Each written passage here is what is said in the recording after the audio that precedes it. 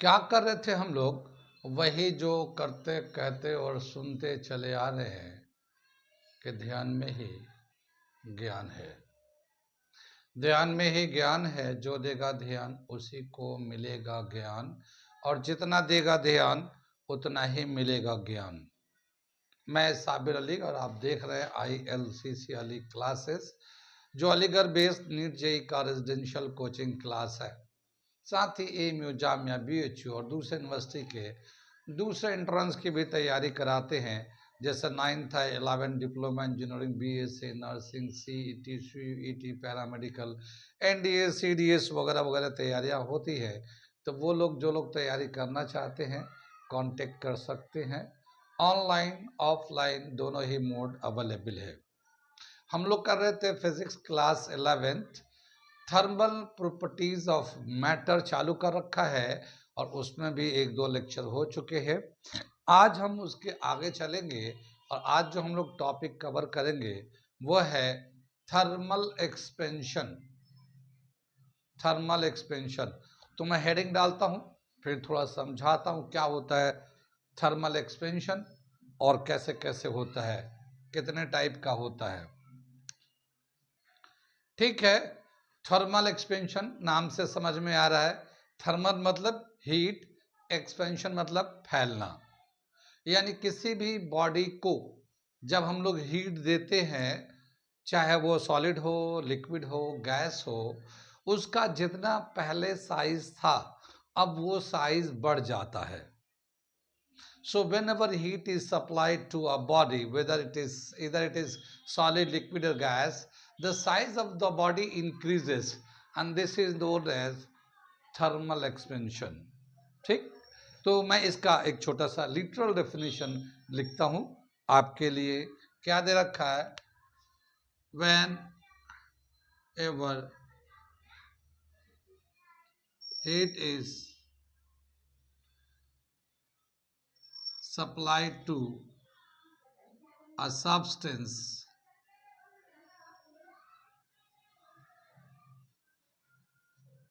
solid, liquid, gas, its size increases. Its size of the body increases. This is known as this is known as thermal expansion. कुछ बात में, this is known as thermal expansion. यानी जब किसी body को, चाहे वो solid हो, लिक्विड हो, गैस हो, उसमें हीट देते हैं तो उसका साइज बढ़ता है, और इसी को हम लोग थर्मल एक्सपेंशन के नाम से जानते हैं। बॉडी का जो शेप होता है उस शेप के हिसाब से थर्मल एक्सपेंशन 3 टाइप्स के हैं। शेप ऑफ द बॉडी के हिसाब से क्या बताया, अगर कोई बॉडी रॉड के फॉर्म में है तो उसमें जो एक्सपेंशन होता है उसको हम लोग कहते हैं लीनियर एक्सपेंशन। ठीक है ना, अगर रॉड के फॉर्म में है तो।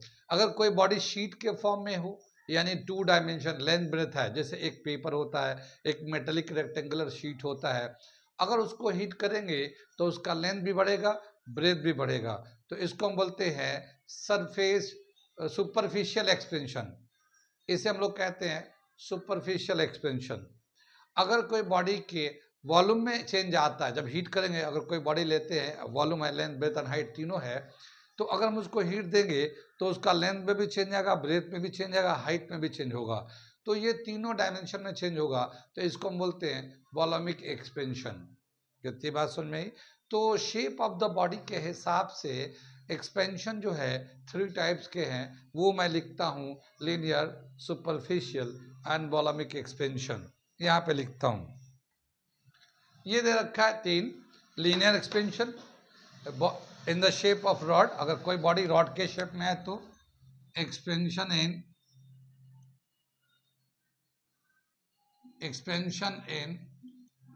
रॉड। ठीक है, superficial expansion in expansion in sheet, metallic sheet, metallic sheet में अगर एक्सपेंड होता है तो सुपरफिशियल है।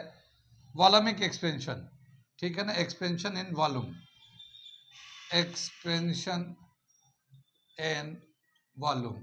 तो ये हमारा 3 तरीके का है, ये linear, superficial and volaemic expansion. कितनी बात समझ में आई ये? अब हम लोग इसमें एक एक करके देखते हैं, इसके कुछ रिलेशन भी दे रखे हैं, कुछ फॉर्मूले भी दे रखे हैं। तो हम लोग एक एक करके इसको देखते हैं कि लीनियर एक्सपेंशन कैसे लिखते हैं, क्या रिलेशन है, सुपरफिशियल का क्या रिलेशन है, एंड वॉल्यूमिक एक्सपेंशन का क्या रिलेशन है। कितनी बात समझ में? ये हम लोगों ने लेते हैं लीनियर एक्सपेंशन। सबसे पहले सपोज करते हैं एक ये रॉड है हमारा, इसका कुछ लेंथ है, इसका ये हमारा कुछ लेंथ है L, और इस वक्त जो भी टेम्परेचर है वो T है, ये T है जिस टेम्परेचर पे इसका लेंथ है। ठीक, अगर हम लोग हीट करेंगे यानी हीट देंगे तो इस बॉडी का टेम्परेचर बढ़ेगा। जब इसको हम लोग टेम्परेचर बढ़ेगा तो इसका जो लेंथ है वो भी बढ़ेगा, लेंथ बढ़ेगा इसका, यानी जितना ये लेंथ है L, इसका लेंथ बढ़ के थोड़ा सा बढ़ जाएगा इस तरह से, इसका लेंथ। ठीक है, अब जो लेंथ है L डैश है और T जो है T डैश ले लेते हैं। कितनी बात सुन में? तो क्या बताया कि एक रॉड है, उसका लेंथ है, ओरिजिनल लेंथ L है, टेम्परेचर T है। When it is heated by certain, when heat is supplied to the rod, the length is increases by certain length is increases and it is new length is L dash and new temperature is T dash। ठीक है, तो कितना length बढ़ गया, कितना change in length हुआ। Now change in length is equal to change in length, delta L is equal to L dash minus L। नया length कितना है, पुराना लेंथ कितना था, कितना बड़ा है उसको माइनस कर, चेंज इन लेंथ हो गया। Change in temperature, change in temperature delta T, नया टेम्परेचर, पुराना टेम्परेचर, ओरिजिनल टेम्परेचर, चेंज इन, इसको हम लोग डेल्टा T से दिखा सकते हैं। ठीक है, ये दे रखा है, यानी जैसे हम लोग टेम्परेचर बढ़ाएंगे यानी हीट करेंगे, टेम्परेचर बढ़ाएंगे तो उसका लेंथ बढ़ता जाता है, और जितना हीट बढ़ाते जाएंगे वैसे वैसे लेंथ बढ़ता जाएगा, बढ़ता जाएगा। ठीक है, तो increase in length is directly proportional to change in temperature. ठीक है, क्या देखा गया, increase in length is delta L is directly proportional to delta T। ठीक है, कितनी बात समझ में? ये तो चेंज इन टेम्परेचर पे डिपेंड करता है। Delta L is also directly proportional to original length, original length यानी कि पहले छोटा सा अगर मान लो रॉड लेते हैं, मान लो 2 सेंटीमीटर का रॉड है, तो हीट करेंगे तो 2 सेंटीमीटर 0.1 सेंटीमीटर बढ़ जाएगा। लेकिन अगर 10 सेंटीमीटर का लेंगे तो उसमें लंबा इंक्रीज होगा। तो जितना लंबा वायर होगा उतना चेंज इन लेंथ ज्यादा होगा, उतना ही टेम्परेचर पे। कितनी बात सुनी? तो change in length is directly proportional to change in temperature, it is also directly proportional to original length. कितनी बात सुन में? इन दोनों को अगर कंबाइन करते हैं, when combine delta L is directly proportional to L delta T। ठीक है, ये डायरेक्टली प्रोपोर्शनल का साइन है। इस प्रोपोर्शनलिटी को हटाने के लिए एक हम लोग कांस्टेंट यूज करते हैं, और delta L is equal to, constant है अल्फा L डेल्टा T। ठीक है, अल्फा L डेल्टा T, ये अल्फा को बोलते हैं coefficient of linear expansion. Alpha को क्या बोलते हैं? इसको बोलते हैं कोफिशिएंट ऑफ लीनियर एक्सपेंशन। कितनी बात सुन में? कोफिशिएंट ऑफ लीनियर एक्सपेंशन, ये हमारा अल्फा को बोलते हैं। जो लंबाई में, यानी कोफिशिएंट ऑफ लीनियर एक्सपेंशन कैसे डिफाइन करेंगे, अगर हम दिखाना चाहते हैं तो अल्फा इज इक्वल टू क्या हो जाएगा, delta L upon L delta T। ये इसको रुकेंगे, इसको इधर लेके आ जाएंगे। कितनी बात सुन में देखते हैं। Coefficient of linear expansion is defined as change in length, coefficient of linear expansion is defined as change in length per unit length. देखिए ये चेंज इन लेंथ है और ये एल है, पर यूनिट लेंथ, पर यूनिट लेंथ, पर unit rise in temperature. ठीक है, यानी एक यूनिट टेम्परेचर बढ़ाते हैं, अगर लेंथ इसका एक यूनिट मतलब 1 मीटर हो सकता है, 1 सेंटीमीटर हो सकता है, 1 मिलीमीटर हो सकता है, कुछ भी हो सकता है, उसी के हिसाब से कितना चेंज इन लेंथ होता है वही हमारा कोफिशिएंट ऑफ लीनियर एक्सपेंशन कहलाता है। ठीक है, ये चेंज इन लेंथ जो है, कोफिशिएंट ऑफ लीनियर एक्सपेंशन जो है, चेंज इन लेंथ पर यूनिट राइज इन टेम्परेचर से डिफाइन करते हैं ये हम लोग। कितनी बात, ये हो गया alpha linear coefficient of linear expansion का रिलेशन। अगर ये यूनिट लेते हैं, यूनिट क्या होगा, तो ये लेंथ है, इसका भी जो यूनिट होगा, मान लो सेंटीमीटर में लेते हैं तो सेंटीमीटर लेंगे, मीटर में लेना हो तो मीटर में लेंगे, तो मान लो ये सेंटीमीटर लेते हैं तो इसका भी सेंटीमीटर आएगा, ये कैंसिल हो जाएगा। तो ऊपर चेंज इन लेंथ अपॉन नीचे लेंथ, दोनों का यूनिट कैंसिल हो गया। अब क्या बचेगा, नीचे टेम्परेचर बच जाएगा। टेम्परेचर हम लोग सेल्सियस में भी ले सकते हैं और केल्विन में भी ले सकते हैं। नीचे है, ऊपर लेंगे तो माइनस हो जाएगा। तो unit of coefficient of linear expansion क्या होगा, पर सेल्सियस या पर केल्विन, 1/सेल्सियस। ठीक है, तो हम लिखते हैं unit of linear expansion, unit of alpha is 1/c और पर सेल्सियस और 1/k और पर केल्विन। तो ये पर सेल्सियस पर केल्विन ये unit of coefficient of linear expansion होगा। कितनी बात सुन रही, यहाँ तक समझ में आ गया कि जो चेंज इन लेंथ होता है टेम्परेचर से डायरेक्टली रिलेट करता है। Change in length, original length कितना था उस पर भी डिपेंड करता है।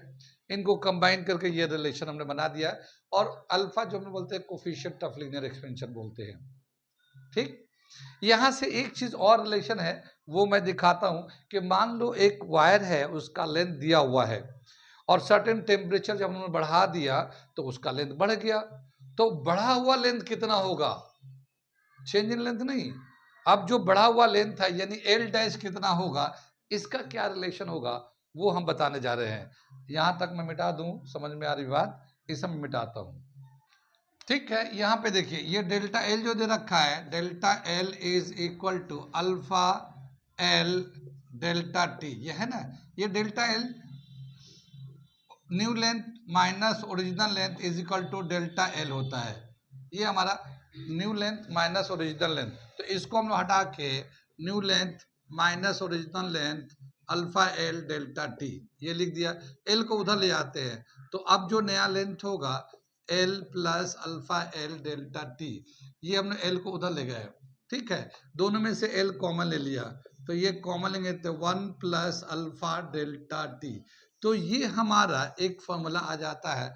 न्यू लेंथ अगर निकालना है तो original length bracket 1 plus alpha into delta T, alpha coefficient of linear expansion, delta T कितना टेम्परेचर चेंज किया गया है। तो इस फॉर्मूले से हम लोग नया लेंथ निकाल सकते हैं। कितनी बात में, जो रॉड होते हैं वो मेटल के होते हैं, सॉलिड होते हैं, और रॉड अलग अलग मटेरियल के बनते हैं। तो क्या देखा गया कि जो सबसे ज्यादा कोफिशिएंट ऑफ लीनियर एक्सपेंशन है एक चार्ट के हिसाब से वो दे रखा है कि एल्युमिनियम का सबसे ज्यादा कोफिशिएंट ऑफ लीनियर एक्सपेंशन है और उसका एक वैल्यू दे रखा है, मैं यहाँ दिखाता हूँ। अल्फा ऑफ एल्युमिनियम का कोफिशिएंट ऑफ लीनियर एक्सपेंशन 2.5 10⁻⁻⁵ पर केल्विन, ये हमारा इसका वैल्यू दे रखा है। बाकी इसके एक चार्ट दे रखा है बुक में, आप देख सकते हैं, इससे कम ही है, मगर सबसे ज्यादा एल्युमिनियम का कोफिशिएंट ऑफ लीनियर एक्सपेंशन होता है। कितनी बात समझ में, कहाँ समझ में आया, कहाँ नहीं आया।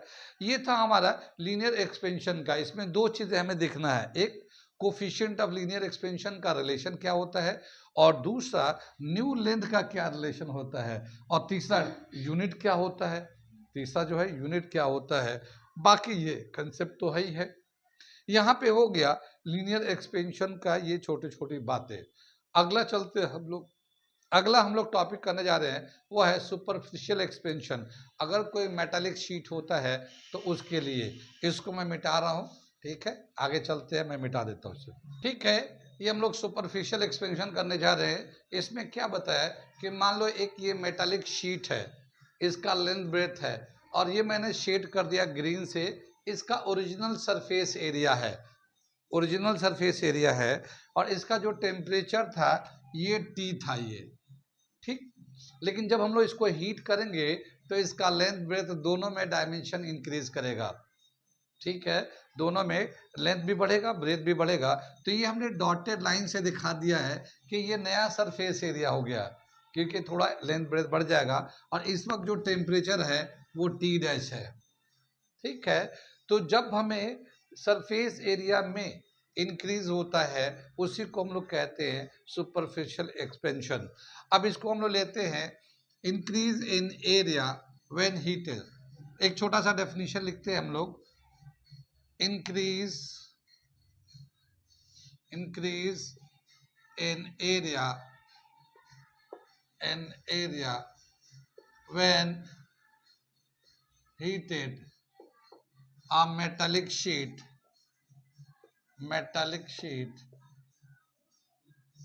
is known as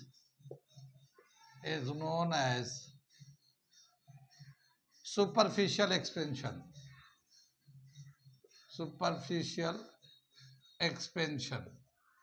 ठीक है ना। सुपरफिशियल एक्सपेंशन, मेटालिक शीट को जब हीट करते हैं तो इसका जो ओरिजिनल एरिया है, late S and S dash are the area when the temperature are T and T dash, ठीक है ना। यानी कि पहले एरिया था इसका S, जब उस वक्त टेम्परेचर था T, जब हम लोगों ने हीट किया टेम्परेचर बढ़ाया तो वो T डैश हो गया टेम्परेचर, और उसका एरिया होगा S डैश। अब चेंज इन एरिया कितना हो जाएगा, तो हम लोग चेंज इन एरिया निकालते हैं। चेंज इन एरिया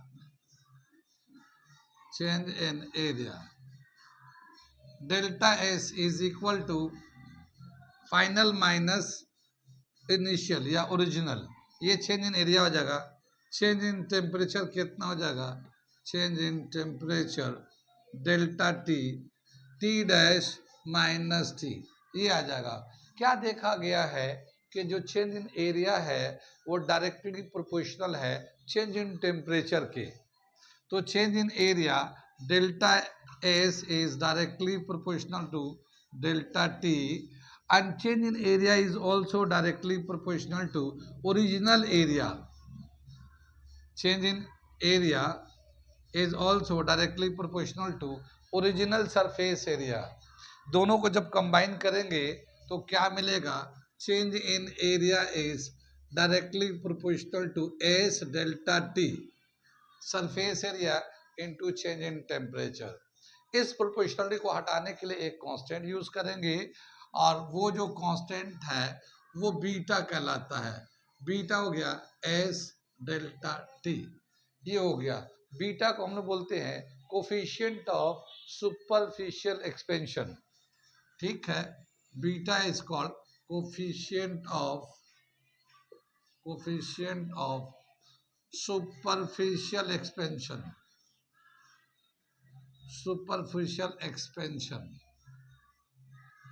कितनी बात सुन भाई। अब अगर हम लोग बीटा को निकालना चाहते हैं तो बीटा कैसे लिख सकते हैं, delta S upon S delta T, change in surface area upon original surface area into change in temperature. इसको अगर मैं लिटरेचर में लिखूं तो कैसे लिखूंगा? Change in surface area upon original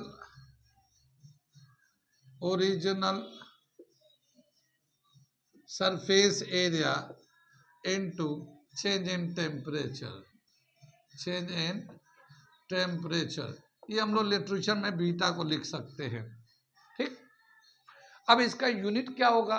देखिए सरफेस एरिया ऊपर भी है, ये भी सरफेस एरिया है, ये चेंज है, ये ओरिजिनल है।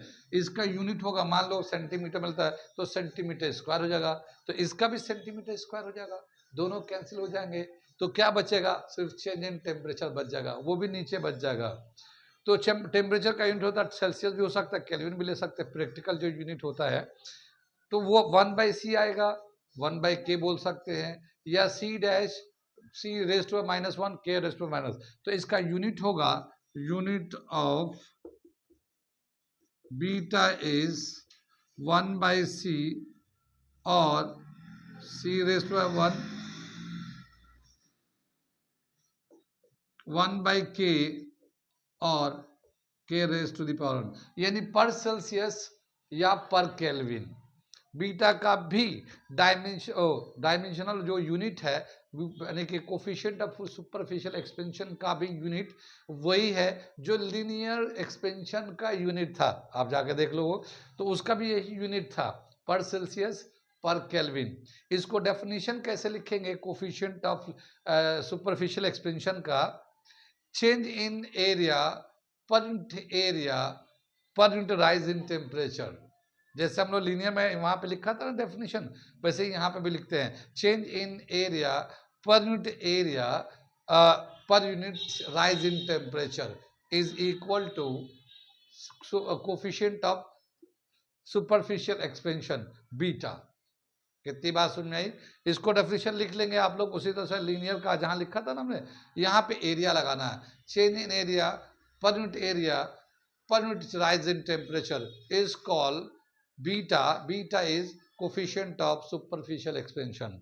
ओके, लिख लेंगे वहां से डेफिनेशन। ये हो गया हमारा। अब क्या बताए, ये तो यहां तक हो गया, यानी बीटा हो गया, ये डायमेंशनल फॉर्मूला हो गया। अगर हमें फाइनल सरफेस एरिया ना, यानी कि एस डैश का रिलेशन निकालना हो कि हीट करने के बाद जो फाइनल हमारा एरिया होगा वो उसका क्या रिलेशन होना चाहिए, तो वो एरिया रिलेशन मैं निकालने जा रहा हूँ। इसको आप लिख लो, मैं मिटा के वो रिलेशन लिखने जा रहा हूँ। ठीक है, ये रिलेशन दे रखा हमारे पास, ये रिलेशन है हमारा, delta S equal to beta S delta T. उसी को लेते हैं हम लोग, delta S is equal to beta S delta T. ये डेल्टा एस जो है ना, final surface area minus initial surface area, तो S dash minus S is equal to beta S delta T के बराबर है। इस एस को उधर ले जाएंगे तो ये आ जाएगा हमारा एस, माइनस में था इधर आके प्लस में आ गया, beta S delta T. S common ले लेते हैं तो ये एस आ जाएगा और 1 प्लस बीटा डेल्टा टी। ये हमारा एक आ जाता है। फाइनल सरफेस एरिया अगर निकालना है तो ये हमारा ओरिजिनल सरफेस एरिया कितना था, bracket 1 plus beta coefficient of superficial expansion into rise in temperature, कितना टेम्परेचर बढ़ाया गया है, इससे हम लोग कैलकुलेट कर लेते हैं। कहाँ तक समझ में आया? ये यहाँ तक समझ में आ गया है। आमतौर पे जो टेम्परेचर का हम लोग रीडिंग लेते हैं, चाहे वो लीनियर हो, चाहे सुपरफिशियल हो या वॉल्यूमिक हो, टेम्परेचर का रेंज जो हम लोग बढ़ाने का रखते हैं अप टू 100 डिग्री सेल्सियस। ठीक है ना, 100 डिग्री सेल्सियस तक बढ़ाते हैं, क्योंकि 100 डिग्री के बाद क्या होता है ना कि बॉडी का जो है स्टेट चेंज होने लगता है। जो सॉलिड है हो सकता है वो लिक्विड में चेंज हो जाए, जो लिक्विड है हो सकता है वो गैस में चेंज हो जाए। तो बहुत ज़्यादा हम लोग टेम्परेचर का रेंज नहीं रखते हैं, तो 0 से लेके 100 डिग्री सेल्सियस तक का चेंज में ऑब्जर्व करते हैं, उससे कम में ही करते हैं, बहुत ज़्यादा नहीं रखते, वरना फिर स्टेट चेंज होने लगेगा। पता चला हम लोग शीट में सॉलिड का ले रखे हैं, इतना हीट कर दिया कि लिक्विड ही हो गया, तो कहाँ सरफेस एरिया बचेगा हमारा? पता चला कि वो ना सॉलिड बचा ना उसका सरफेस एरिया बचा। कितनी बात समझ में? तो हम लोग एक सर्टेन थोड़े से ही रेंज का देखते हैं, कि थोड़ा सा हीट करे ताकि वो स्टेट ना चेंज हो जाए, उतना हीट करे ताकि स्टेट चेंज ना हो, सिर्फ उसका एक्सपेंशन हो।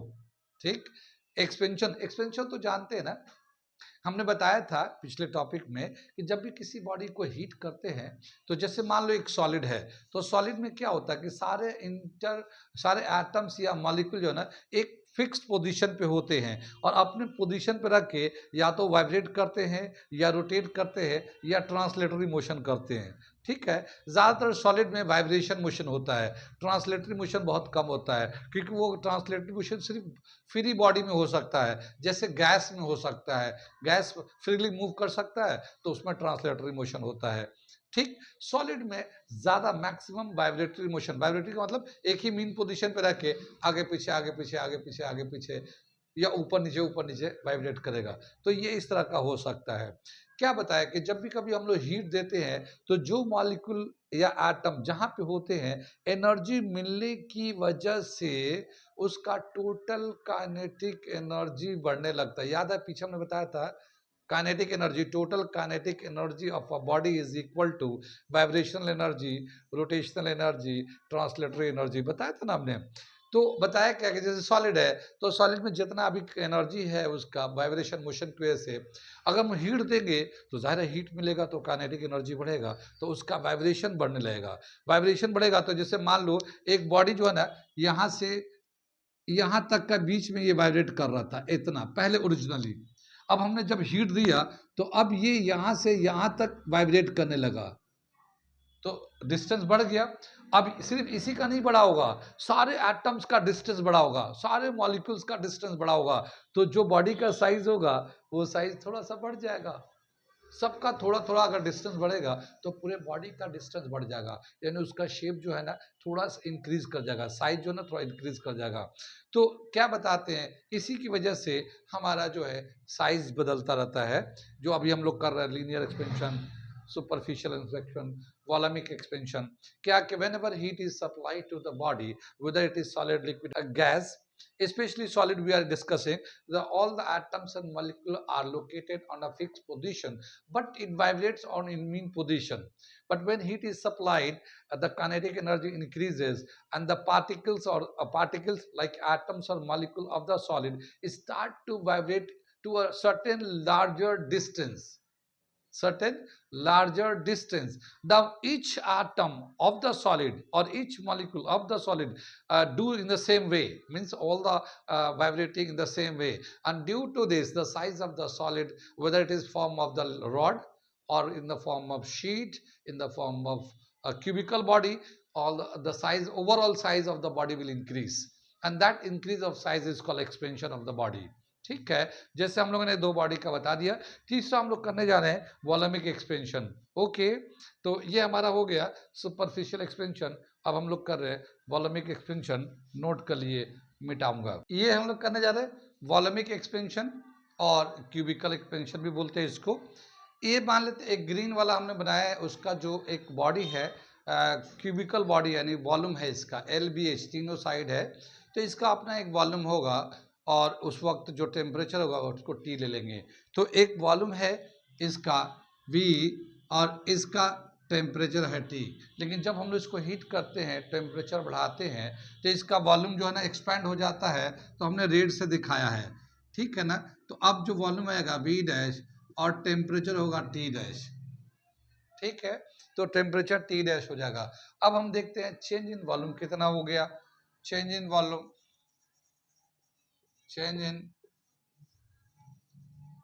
Volume delta V is equal to V' minus V, ठीक है। चेंज इन टेम्परेचर कितना हो जाएगा,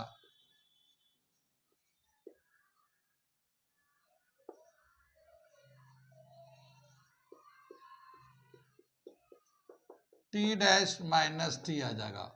चेंज इन टेम्परेचर क्या देखते हैं कि change in volume is directly proportional to change in temperature. जितना ज़्यादा टेम्परेचर बढ़ाएंगे उतना ज़्यादा वॉल्यूम में चेंज आएगा। तो change in volume is directly proportional to change in temperature. Change in volume is also directly proportional to original volume, यानी कि कितना ओरिजिनल वॉल्यूम था उस पर भी डिपेंड करता है। अगर इन दोनों को कंबाइन करते हैं कंबाइन करते हैं तो क्या मिलेगा, change in volume is directly proportional to original volume change in temperature. ठीक है, इस प्रोपोर्शनलिटी को हटाने के लिए एक कांस्टेंट यूज करते हैं, उसका नाम है gamma, gamma we delta T.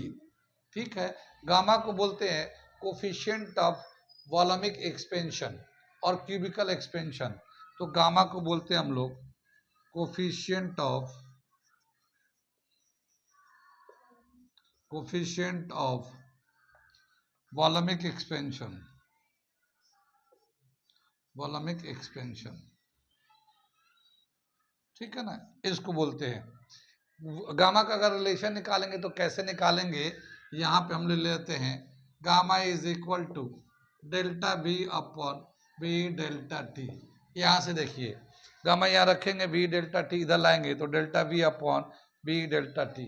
तो ये हमारा गामा जो है cubical expansion, coefficient of cubical expansion का जो रिलेशन होगा, चेंज इन वॉल्यूम पर इंटू ओरिजिनल वॉल्यूम पर इंटू राइज इन टेम्परेचर। ये वॉल्यूम नीचे है, नीचे होता तो पर यूनिट बोलते हैं, पर इंटू वॉल्यूम पर into rise in temperature is called coefficient of cubical expansion. कितनी बात सुने, इसका डेफिनेशन लिख देता हूं या मैं रिलेशन में लिख देता हूं, gamma is equal to change in volume upon original volume into change in temperature, change in temperature. ठीक है, ये गामा हो जाता है। कितनी बात सुनिए, इसका यूनिट क्या होगा, देखिए ये वॉल्यूम है, ये वॉल्यूम है, इसका जो भी यूनिट आएगा वो दोनों एक दूसरे को कैंसिल कर देंगे तो सिर्फ टी डेल्टा टी नीचे बच जाएगा। इसका भी यूनिट होगा पर सेल्सियस पर केल्विन। ठीक है, तो यूनिट ऑफ गामा इज पर सेल्सियस और पर केल्विन। क्या समझ में आया, लीनियर एक्सपेंशन का, सुपरफिशियल एक्सपेंशन का या क्यूबिकल एक्सपेंशन का कोफिशिएंट जो है, उन सब का डायमेंशनल यानी कि यूनिट जो है पर सेल्सियस या पर केल्विन सबका इक्वल ही है। कितनी बात समझ में आई, यहाँ तक समझ में आ गया, इसे नोट कर लीजिए। ठीक है, इसे नोट कर लीजिए, आगे इसके बाद बताते हैं हम। ये जो है कुछ गामा का वैल्यू दे रखा, gamma coefficient of cubical expansion का वैसे एक चार्ट दे रखा है, आप देख सकते हैं। लेकिन जो सबसे ज़्यादा गामा का वैल्यू है, जिस मटेरियल का सबसे ज़्यादा गामा का वैल्यू है, कोफिशिएंट ऑफ क्यूबिकल एक्सपेंशन है, उसके कुछ नाम हमने वैल्यू डाल दिए। देखिए सबसे पहले ऊपर लिखा है इथाइल अल्कोहल, इसका 110 10 टू द पावर -5 पर केल्विन, ये गामा का वैल्यू है। ये इथाइल अल्कोहल। पैराफिन है 58.8 10 टू द पावर -5 पर केल्विन। ये वाटर का है 20.7 10 टू द पावर -5। मर्क्यूरी का दे रखा 18.2 10 टू द पावर -5। तो ये कुछ मटेरियल का गामा का वैल्यू दे रखा है, और भी बहुत सारे वैल्यू है, मगर मैंने जो ज़्यादा वैल्यू था वो मैंने लिख दिया, जो ज़्यादा वैल्यू था उसको मैंने लिख दिया। कितनी बात सुनी, क्या बताते कि जो हमारा कोफिशिएंट ऑफ वॉल्यूमिक एक्सपेंशन है, जब अगर हम किसी बॉडी को हीट करते हैं तो जो गामा बढ़ता है, यानी LBH तीनों में जो चेंजेस होते हैं, उनका टेम्परेचर के साथ एक ग्राफ दे रखा है। तो वो हम ग्राफ बना के दिखाते हैं, variation in gamma, variation in gamma with respect to temperature. When temperature rises, how the cubical coefficient of volumic expansion increases or changes. यानी जब हम टेम्परेचर बढ़ाते हैं किसी बॉडी का तो उसका कोफिशिएंट ऑफ वॉल्यूमिक एक्सपेंशन किस तरह से वेरी करता है, उसका एक ग्राफ दे रखा है, मैं उसे बना देता हूँ। ठीक है, इसे नोट कर लीजिए। क्या बताया ये हमने हेडिंग डाला वेरिएशन इन गामा। गामा यानी कि कोफिशिएंट ऑफ वॉल्यूमिक एक्सपेंशन का वेरिएशन विद टेम्परेचर। जब हम लोग टेम्परेचर बढ़ाएंगे तो कैसे गामा में वैल्यू चेंज होता है। तो क्या दे रखा है कि ये जो टेम्परेचर हमने लिया, टेम्परेचर एक्सिस केल्विन में लिया है, 0 डिग्री सेल्सियस केल्विन में 273.15 केल्विन के बराबर होता है। तो वो केल्विन स्केल पे हम दिखा रहे हैं। तो यहाँ पे एल्युमिनियम का लिया गया है। क्या देखा गया है कि जैसे जैसे टेम्परेचर बढ़ता है ये कोफिशिएंट ऑफ वॉल्यूमिक एक्सपेंशन बढ़ते जाता है, बढ़ते जाता है, बढ़ते जाता है, बढ़ते जाता है। और फिर जब ये 500 के आसपास पहुंचता है या उससे ज़्यादा टेम्परेचर होता है तो उसके बाद देखते हैं कि कोफिशिएंट ऑफ वॉल्यूमिक एक्सपेंशन उससे ज़्यादा चेंज नहीं होता, यहीं तक चेंज होता है। 500 या उससे कम का टेम्परेचर हो तो उस पर चेंज हो जाता है। और बाकी ये इधर का दे रखा है, गामा है, ये 10⁻⁻5 पर केल्विन का रिलेशन दे रखा है। और इधर 3 और 6 ये ले रखा है हमारा। तो ये एक ग्राफ दे रखा है variation of gamma with respect to temperature for aluminium.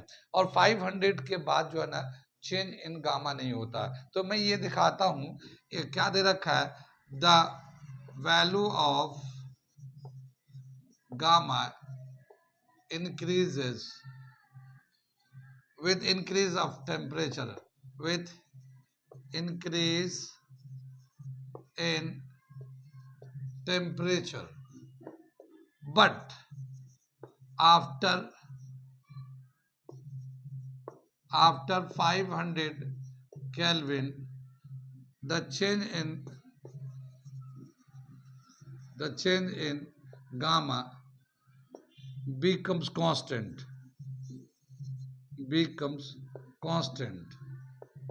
ठीक है ना, कांस्टेंट हो जाता है। It does not change, there is no change in gamma, there is no change in gamma, in value of gamma at higher temperature, ठीक है ना। Higher temperature पे गामा में कोई चेंज नहीं देखने को मिलता। ये एक दे रखा ग्राफ एनसीईआरटी के हिसाब से है। तो ये वेरिएशन होता है। आगे चले हम लोग, यहाँ तक समझ में आए, ठीक है। इसे मिटाते हैं और अगला टॉपिक बताते हैं। क्या दे रखा है, coefficient of volumic expansion for ideal gas. Ideal gas के लिए वॉल्यूमिक एक्सपेंशन का क्या रिलेशन होगा वो करने जा रहे हैं। मिटाता हूं मैं इसको, ठीक है। ये हेडिंग है हमारा, coefficient of volumic expansion for ideal gas. Ideal gas तो हम लोग जानते हैं, gas kinetic theory of gas में पढ़ा है हम लोगों ने। आइडियल गैस वो होता है जिसमें हम लोग बहुत सारी बातों को कंसीडर नहीं करते। और आइडियल गैस का एक रिलेशन भी होता है, रिलेशन फॉर आइडियल गैस। क्या दे रखा है, रिलेशन फॉर आइडियल गैस। क्या है ये, PV is equal to nRT। ये हमारा रिलेशन होता है आइडियल गैस का। कितनी बात समझ में।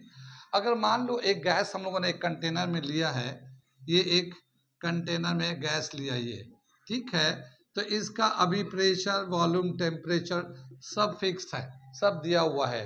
प्रेशर कितना है, वॉल्यूम कितना है, टेम्परेचर कितना है, और number of moles of gas कितने हैं, कितनी बात में ये फिक्स होगा। अगर मान लो हम लोग थोड़ा हीट देते हैं या टेम्परेचर बढ़ाते हैं, गैस का टेम्परेचर बढ़ाते हैं, लेकिन हम प्रेशर को कांस्टेंट रखेंगे। क्या, प्रेशर को कांस्टेंट रखेंगे, क्या मतलब हुआ, जैसे हम लोग हीट देंगे तो गैस तो ऑलरेडी रेंडम मोशन में था, जब हीट देंगे तो और ज्यादा रेंडम हो जाएगा।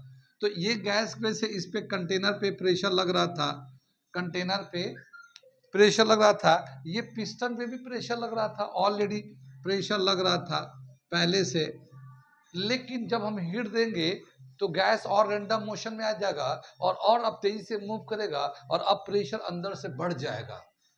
जब अंदर से बढ़ेगा प्रेशर तो हम चाहते कि प्रेशर का चेंज नहीं होना चाहिए। तो ये जो है कंटेनर का जो पिस्टन है फौरन ये ऊपर चढ़ जाएगा, इतना चेंज इन वॉल्यूम इतना हो जाएगा, वॉल्यूम बढ़ जाएगा। जैसे वॉल्यूम बढ़ेगा प्रेशर घट के फिर वहीं आ जाएगा जितना ओरिजिनल था। तो अगर प्रेशर कांस्टेंट रखते हैं और हीट देते हैं तो वॉल्यूम बढ़ेगा, वॉल्यूम में चेंज आएगा।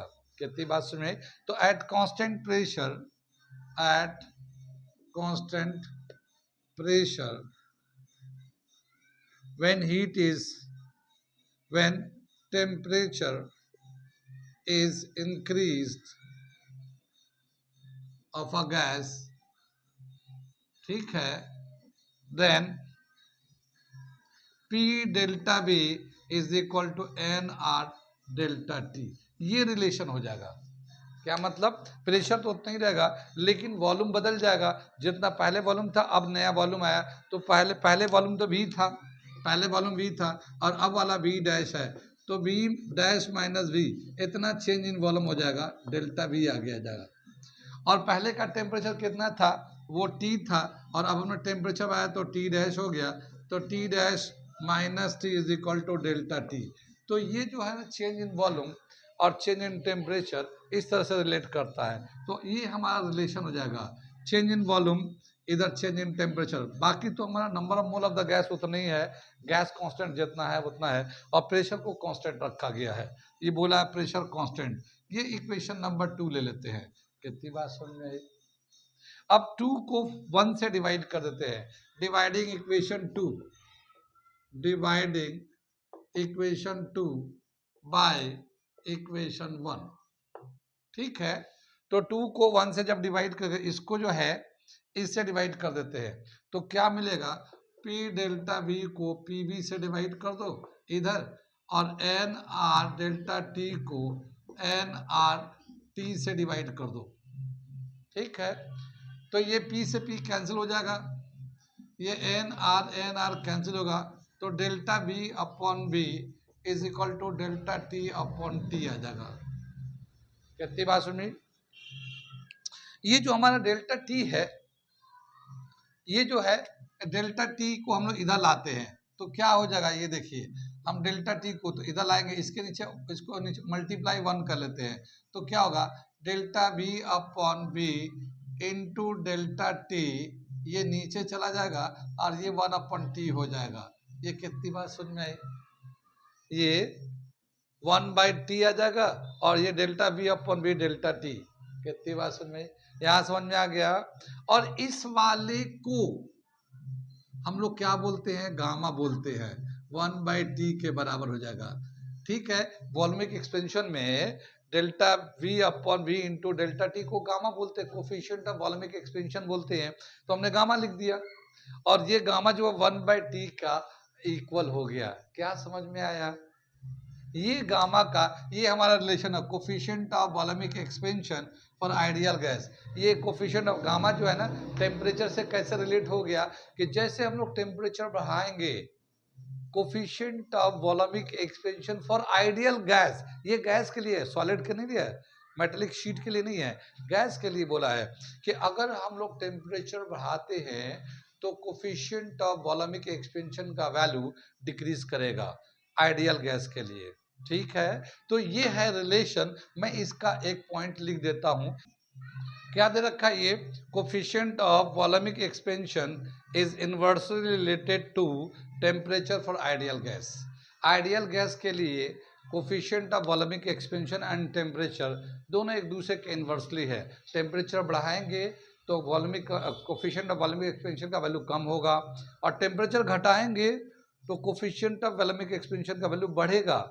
ठीक है, दोनों एक दूसरे के इन्वर्सली रिलेट करता है। तो ये था हमारा coefficient of volumic expansion for ideal gas. ठीक है, यहाँ तक समझ में आया। अब आगे चलते हैं एक्सपेंशन में, जो linear expansion, superficial expansion, volaemic expansion का जो कोफिशिएंट है अल्फा बीटा गामा, इन अल्फा बीटा गामा में कैसे आपस में ये रिलेट करते हैं, क्योंकि अल्फा तो लीनियर एक्सपेंशन होता है, बीटा सरफेस यानी कि इस एरिया का होता है, लेंथ ब्रेथ का होता है, और वॉल्यूमिक होता है, लेंथ ब्रेथ एंड हाइट तीनों का होता है। तो इन तीनों का आपस में क्या रिलेशन है, वो मैं relation between alpha beta gamma अगला टॉपिक में करा रहा हूँ, और इसे यहाँ तक नोट कर ले, इसे मिटा रहा हूँ। मैं करने जा रहे हैं ये टॉपिक और relation between alpha beta and gamma. ठीक, हम लोग लेते हैं, मान लो एक बॉडी है, वो 3D है, यानी कि एक सॉलिड बॉडी है, इस तरह से ले लेते हैं इसका। ठीक है, इसका जो वॉल्यूम लेंगे, अगर ये क्यूबिकल बॉडी है, क्यूबिकल का मतलब इसका LBH सभी बराबर है, क्यूबिकल का बॉडी, ये इसका LBH सभी बराबर है ये। ठीक, तो इसका जो वॉल्यूम होगा, volume of the cubical body क्या हो जाएगा? L cube, side LB BBH तीनों बराबर होते हैं, तो उसका वॉल्यूम हो जाएगा L क्यूब। तो वॉल्यूम ऑफ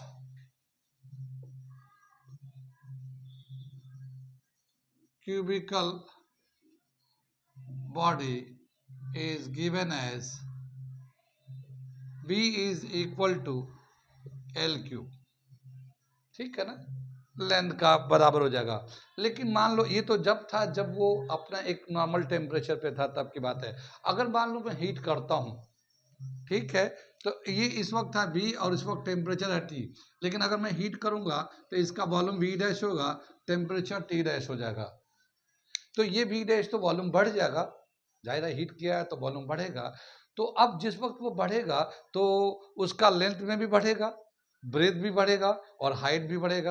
तो उस वक्त जो उसका जो नया जो लेंथ होगा L डैश ले सकते हैं हम लोग।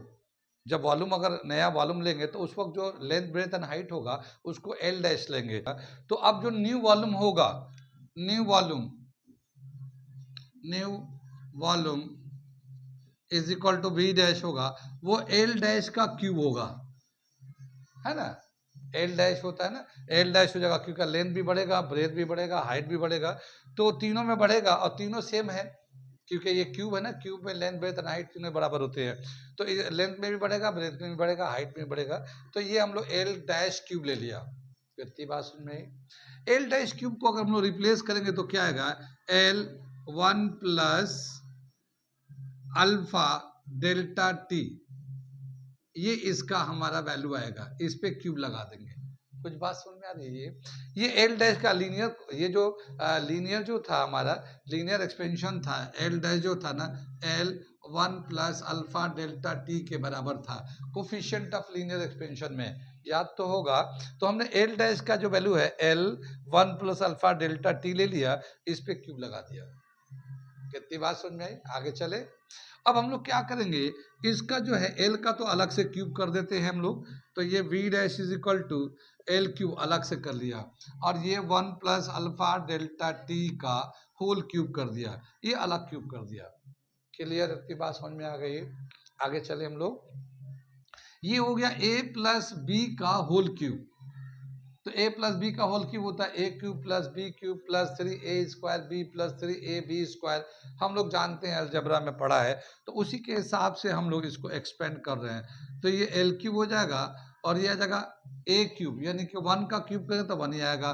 फिर इसका B का क्यूब करेंगे तो alpha cube delta T cube, ये आ जाएगा, यानी A क्यूब B क्यूब, फिर प्लस 3A स्क्वायर बी, ए स्क्वायर यानी कि 1 का स्क्वायर 1 ही आ जाएगा, और बी तो ये जगह 3 अल्फा डेल्टा टी, फिर प्लस 3AB स्क्वायर, तो बी की जगह पे ये आएगा, तो 3 alpha square delta T square, ये हमारा ये वैल्यू आ जाएगा। क्यूब को ए प्लस बी का क्यूब एक्सपेंड करेंगे तो ये वाला वैल्यू आ जाएगा। कितनी बात समझ में आई? यहाँ तक समझ में आ गया? आगे चलते हैं। ये जो अल्फा है कोफिशिएंट ऑफ लीनियर एक्सपेंशन है, और बताते हैं कि जो अल्फा होता है उसका जो वैल्यू बहुत छोटा होता है, और छोटे वैल्यू का अगर स्क्वायर करे या क्यूब करे तो वो और भी छोटा हो जाता है। हमने बताया ना कि छोटे वैल्यू का या स्क्वायर करिए या क्यूब करिए वो और भी छोटा हो जाता है, और इस तरह से वो और छोटा होने की वजह से उसे हम लोग नेग्लेक्ट कर देते हैं।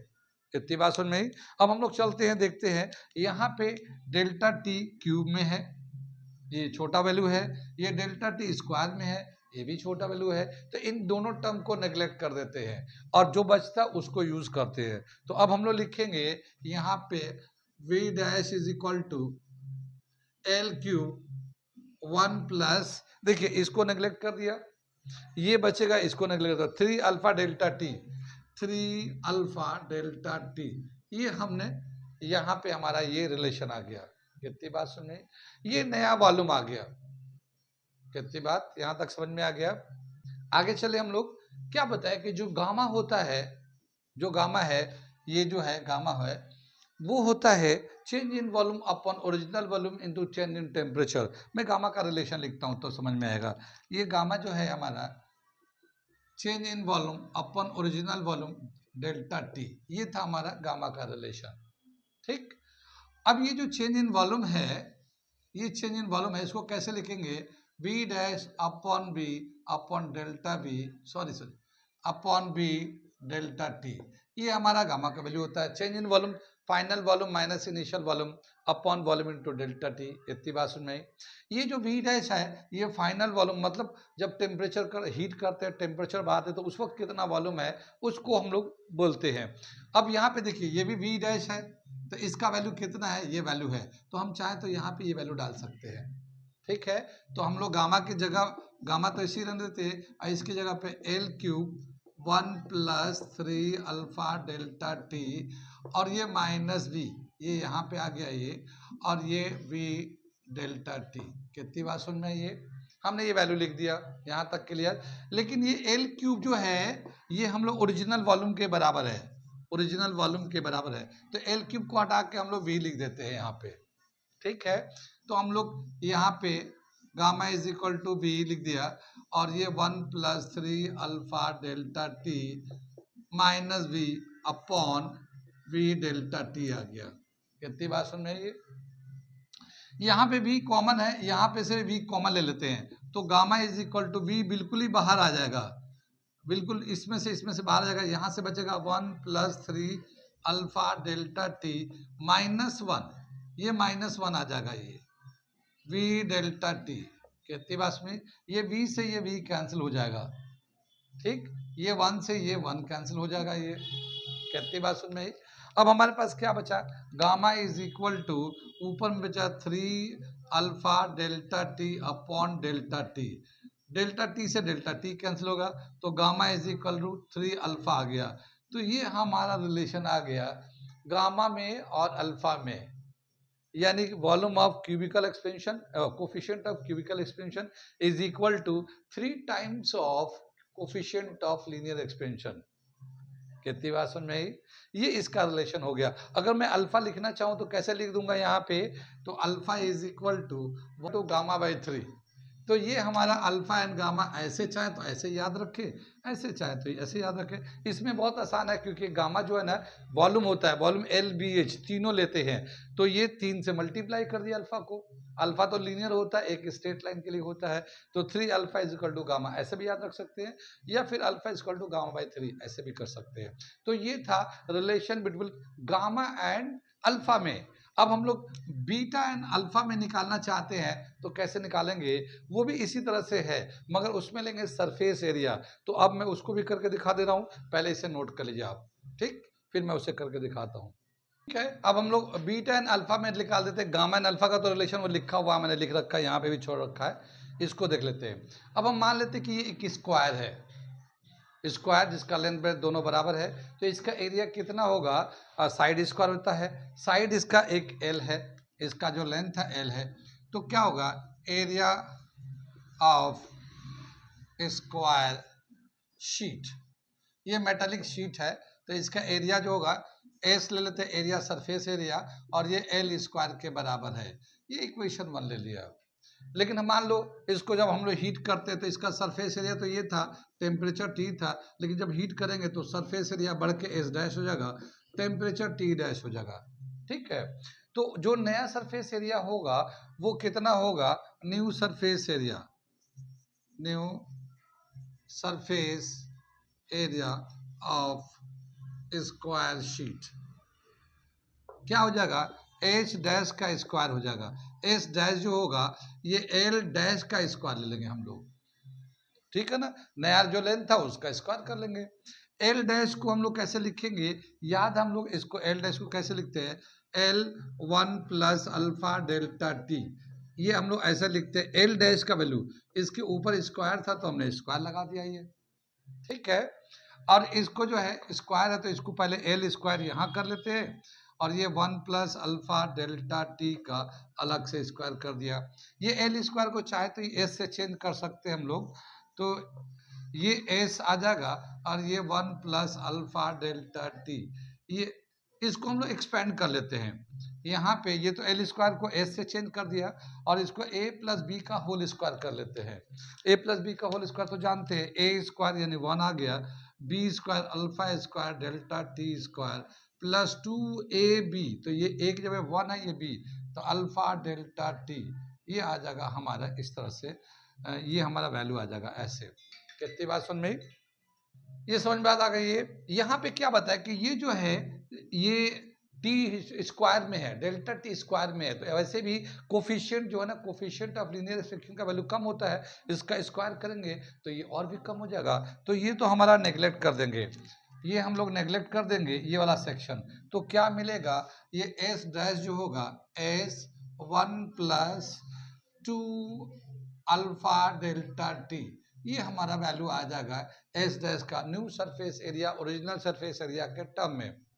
ठीक, हम लोग जानते हैं जो सरफेस एरिया बीटा का जो वैल्यू होता है, बीटा का क्या वैल्यू होता है, beta is equal to change in surface area upon original surface area into delta T, ये हमारा होता है बीटा का रिलेशन हमने निकाला है, देखा ही होगा आपने। अब इसका हम लोग वैल्यू डाल देते हैं, ये क्या होगा कि ये S dash minus S upon S delta T, कितनी बात सुन में, ये एस डैश का वैल्यू ये वाला हमारे पास आया हुआ है, तो हम बीटा की जगह पे ये डाल देते S 1 plus 2 alpha delta T minus S upon S delta T.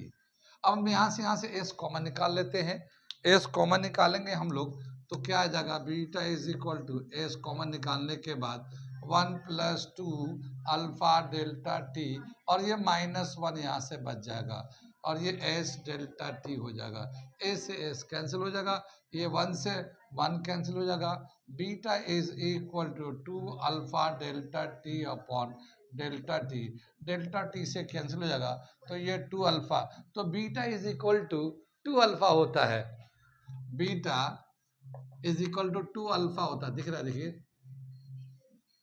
Beta is equal to 2 alpha होता है, तो अल्फा इज इक्वल टू क्या हो जाएगा, बीटा बाई 2।